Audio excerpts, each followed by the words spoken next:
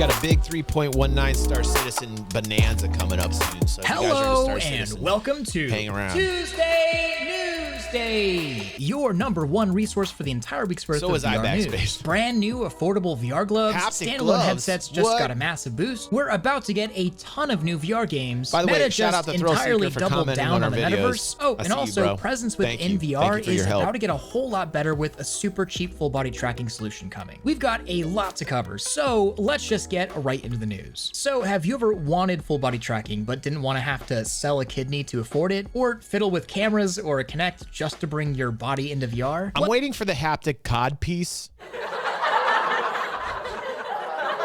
Starlet, is there one of those out there? Is Starlet still here?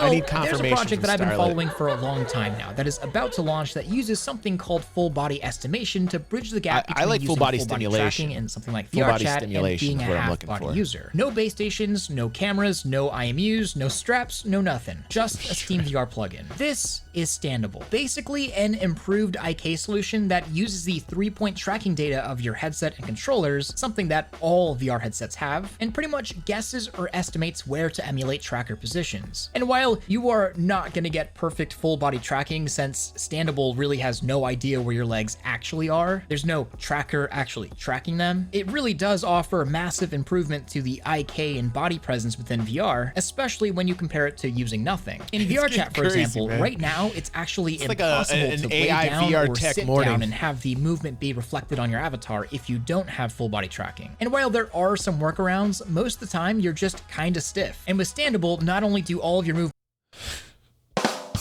Kind of stiff. I could go there. It's too easy. Thrill, you're literally walking into him, dude. look way more fluid and natural, but you can actually sit and lay down. Even walking movements look way more natural. And like I said, this is without any IMU Starlet's or here. tracker. It's Go kinda for full wild. body. Really, this just bridges the gap between the full body and half body experience. Even for full body tracking users and owners, especially for the days that I don't feel like strapping up, well, this kind of gives you some of the benefits of full body. Plus, this is being made by one guy like a that's full in body high school. massage of sorts, you know? Thank you, Starlet. With a common denominator. With a common denominator. Thank you. Matthew McConaughey. Matthew McConaughey.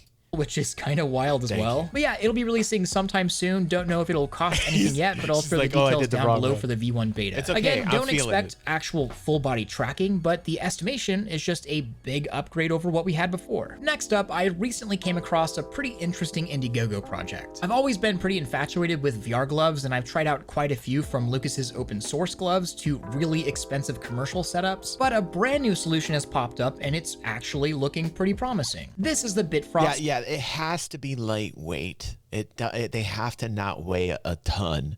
And some of those gloves look like Thanos gloves, you know what I mean? I don't want a Thanos haptic glove, you know what I mean? I mean, that would actually be pretty cool. But like, you know, it just, in terms of utility, I want them very lightweight. This one looks pretty lightweight.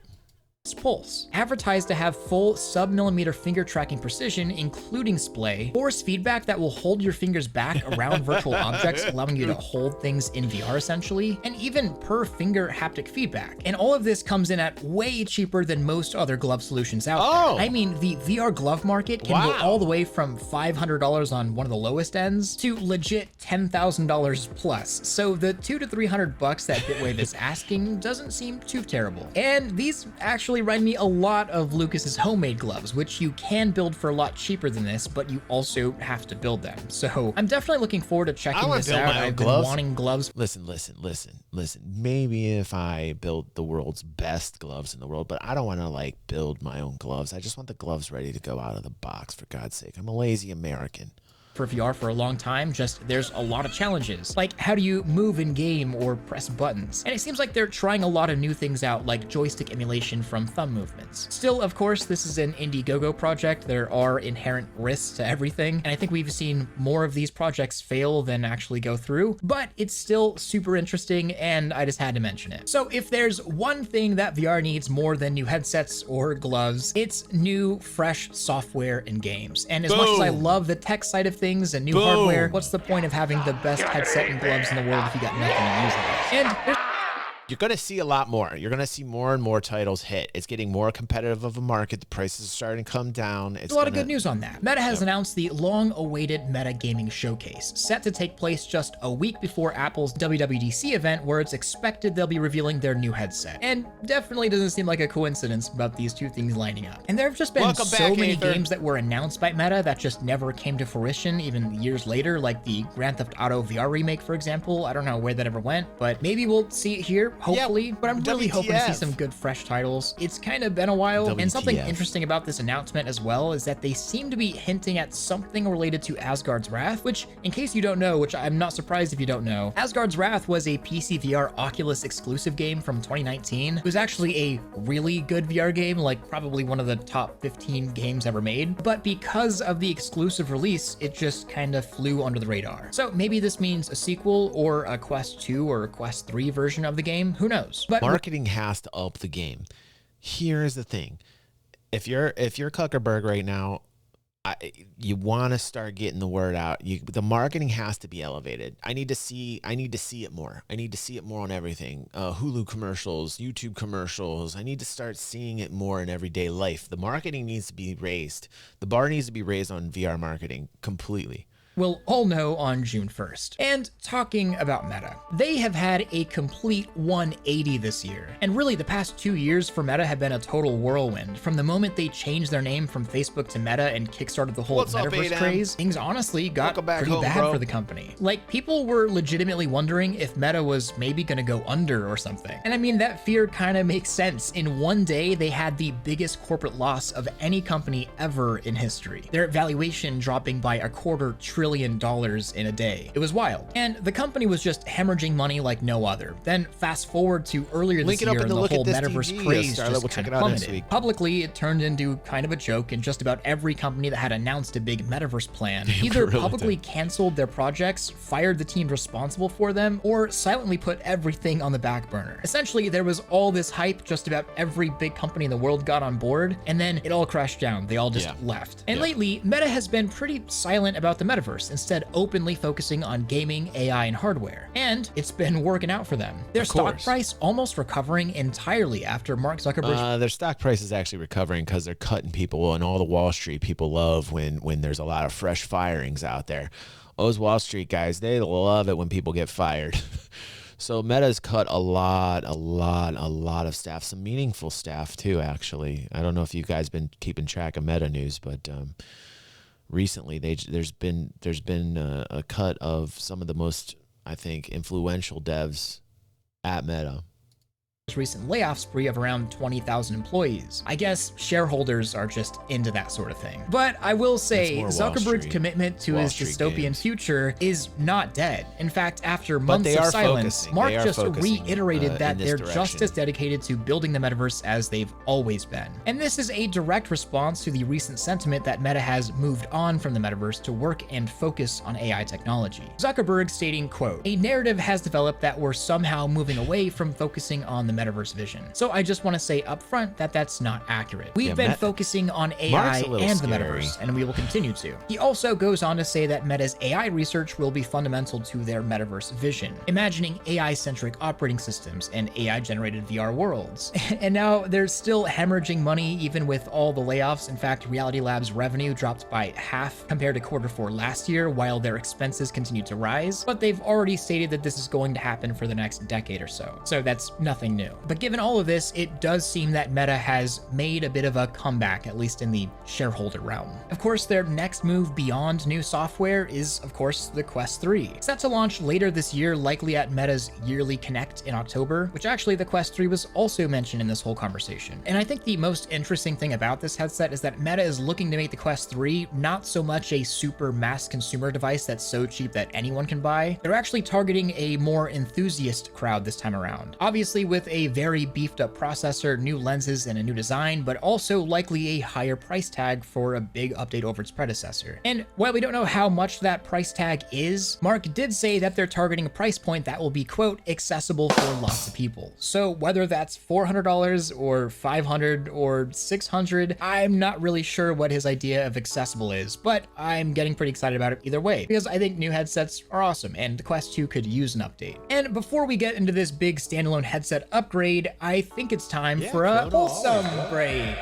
Wholesome break. So this has to be one of the coolest things I've seen for VR stuff. This is Chase, a kid that unfortunately lost both his arms and legs due to an infection at just 4 years old, which is tragic. Dude, this shit's gonna make me cry. Are you kidding me? This is fucking awesome. But maybe this will make your day just a little bit better, because it's really wholesome to see how much he's loving VR and kicking some butt. And yeah, it's just pretty awesome if you ask me. But anyways, now back to the news. That's fucking awesome, dude. That's fucking awesome. Can I get an amen on that one, please? That's fucking awesome. Can I get an amen? There's a lot of good. There's a lot of good coming down the road that people don't talk about either, man. That's fucking awesome. So when it comes to immersive VR experiences in games, I think it's kind of funny how it always ends up coming back to Skyrim VR somehow. From physics mods to graphics mods and interactions mods, the game just keeps getting better and better because of the community, and somehow it's turned into like one of the best VR games. And recently, this whole AI helping VR thing is clearer than ever with a new Skyrim mod, using a combination of AI tools to allow I am, what is that dude's name? What is that YouTube content creators? I am Grumpy, or we watch a couple of his videos where he does these VR. He's commented on our vids before. What is it? I am Grumpy, not Grumpy Eye, not Grumpy Eye. No. There's a dude who does these Skyrim VR videos, and we watched him a few times on the channel, and it really twisted. Not Grumpy Eye, he doesn't do that. Not Grumpy Eye, he's too busy bitching about Star Citizen. What is the dude's name? Hold on. Now I gotta look this guy up. Hold on. Skyrim VR. He's gonna show up if I do this. I am what? Krusty. His name's I am Krusty. This guy. Hold on. This is the guy. We got a couple of this guy's videos on the channel here. I could just kill him just he does a a little lot bit. of these, and he's like really twisted and tells these stories. There's a need to couple kill of the these boy. on the channel. Anyway, yeah. So he's twisted. I love this dude. He's awesome. He's like the master of the Skyrim VR vids. for full conversations to be had with NPCs, right. using ChatGPT for the conversation generation and XVA Synth and Whisper for text-to-speech and speech-to-text. With this mod, the NPCs not only have a memory of previous conversations you've had with them, but are also aware of the time of day or in-world events. Our natural and some of the organic results are algorithm actually pretty uncanny. For example, It was a pleasure speaking with you. May the journey ahead bring you much joy and discovery. and right now it's still not perfect. Like, there's definitely lag guys are time always between finding cool responses things, where like, the for real. NPC state let me think for a few seconds before they respond, and the voices are pretty obviously computer generated. Like, this doesn't sound great, but in general, AI NPCs will and can make VR worlds just feel that much more alive and interactive. Like, I think that you could imagine where this could potentially go. And this mod isn't available quite yet, as it's kind of difficult to transfer over API keys than it needs to be, but just like the golf example I used a few weeks ago, truly interactable NPCs in games are coming, and I think they're gonna have That is going to be phenomenal and revolutionize gaming. Like, what is happening here is not being talked about nearly enough. When the NPCs can actually give you like that immersive feel, that conversation, like that's really gonna be super game changing. It's gonna change the entire environment, man. We talked about this. We've been talking about this for months. a way bigger effect on VR games than first meets the eye. Probably, honestly, a bigger effect in VR games than in flat screen games, because you're staring at somebody and talking to them. But next up, let's talk about this massive upgrade coming to pretty much all standalone VR headsets out there in the form of a virtual desktop upgrade. VD being a platform-agnostic standalone to PC VR streamer application. So Guy, the developer of Virtual Desktop, has been working with Qualcomm to integrate their newest upscaling technique called Christy works phones. I mean, Christy actually helps salespeople at an insurance company, so she's on phones all day long. And I told her, I'm like, you better watch out. She's working towards like a communications degree, and I was like, you better watch out in this industry, hun. Like, AI is going to take over. Like, it's just going to take over the entire industry for people to help. Now, what she does is very specific, and I think because of her type of work, like, they're basically going to need her, because there's so many variables with her line of work and her needing to know what to do in terms of like the data processing and how these salespeople get the information and qualify the salespeople to make sure that these insurance guys can actually sell the insurance. I think her job is relatively safe, but I'll tell you something, like in terms of this technology coming down here, it's going to take a lot of people's jobs away. It just will.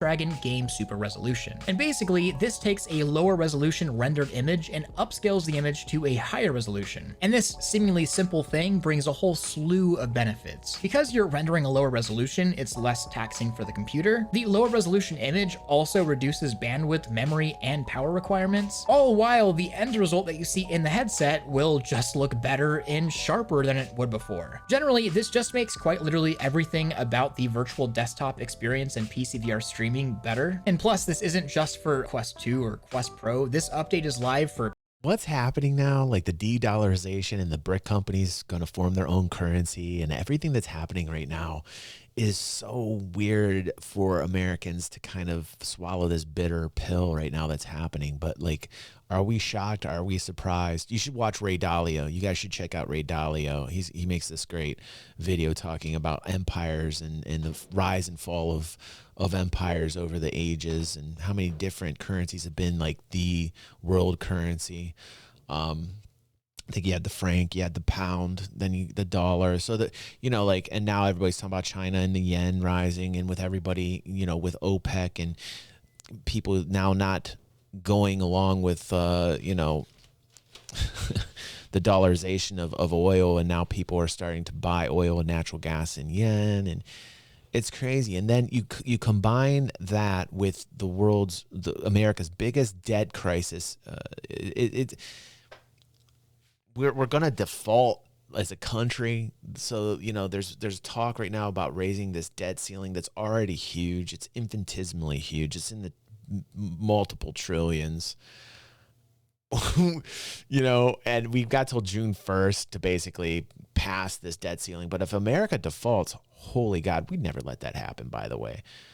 You know, like right now, we're just going to raise the debt ceiling. We'll print more cash, what they always do. And we'll continue this downward spiral that we call the economy, which is crazy because it's just debt. It's debt upon debt. But like, we're going into this at the same time AI is going to hit and take jobs away from people, man. Put the anchors down and secure yourself, guys. Like, these next few years are going to be ridiculous. You're going to have to navigate these next few years, and you have to be very careful. Make sure you pay off your debt. Make sure you save as much as you can and diversify as much as you can in different types of assets. Things you can drop on your foot and say, ow. Get a few of those assets, okay? I would right now, I would just try and get as much cash as you can. Wait for that, you know, downfall. And when that thing hits real hard and it's as low as you think it's going to go, maybe put a little bit in, just tap a little bit into it. And, but until then, hold assets, hold hard assets, you know, not financial advice, but it's a scary world. What's coming up, man. What's up, Red Bear? Pico, Vive XR Elite, Focus 3, basically everything that uses an XR2 and uses virtual desktop. All right, so everybody should get their own cow and goat, and others sheep. don't. So I find motion sickness in village. VR to be a super important topic that we don't have a lot of Ether. answers for. I mean, some people just legit can't be in VR at all because they'll get sick immediately. I remember seeing this article from The Verge where the author explains their experience. They, quote, ripped off the headset, afraid I was going to hurl. Yeah, I shouted for help. My partner entered at the found me perfect in the time, fetal Supermod, position Red in a Bear. cold sweat on the bathroom floor, end quote. And I mean, that's a pretty traumatic experience, but there's way more people out there that some have of my adverse favorite reactions content. What's that show where they make the swords and the knives? I love that show. to VR than you'd think. hell's the So, name of that as somebody show? that wants as many people to try VR as possible, why? Well, the University of Waterloo held a study and found that the key, beyond inner ear fluids and frame rates, is actually in each person's ability to adjust their senses to the, quote, conflict between reality and virtual reality. They found that people that experience experience very little cyber sickness are able to adapt their senses to the widest range and do it quickest, with an acronym dubbed SVV, or Subjective Visual Vertical. Or in simple terms, SVV is a measure of how people perceive the orientation of vertical lines. It's being able to tell where you're located and where gravity's at without any other vestibular or proprioceptive sensory input. You said and they found the vestibular, biggest Scarlett. correlation between intense cyber sickness is people being unable to adjust to those vertical lines, essentially, to where your eyes and brain don't really know what's up or down or left or right. And it gets way more complicated than that. But the main idea here that's interesting is that once we know these sorts of things, once we figure out why people get motion sick beyond the physical aspects of like inner ear fluid, then developing software and hardware for more people becomes easy. So what Thrill's saying is if you have inner ear fluid, that's why you're getting sick and vertigo playing these games. Clean out your ears. Listen, people, if you get vertigo playing VR, it's because you got inner ear liquid and you need to clean that out. See, you're learning new things. So for the people that are saying, hey, DG, I'm not into VR because I get sick, clean out your ears. Yes, dirty man. You got dirty ears. Easier because we know what perceptual problems we all need to solve. And obviously, the less people that get sick in VR, the happier of a VR experience we're all gonna have. Oh, and one more thing actually, a really awesome game is about to launch in the next few days. This is Rogue Ascent. I got to try it out at GDC, and it's pretty much an entirely hand-tracked game, finger guns and all. Got I've a been lot of waiting for a really liquid good people game here. like this that has hand tracking, and it felt like something pretty special. Pepe, So I hold figured on. I'd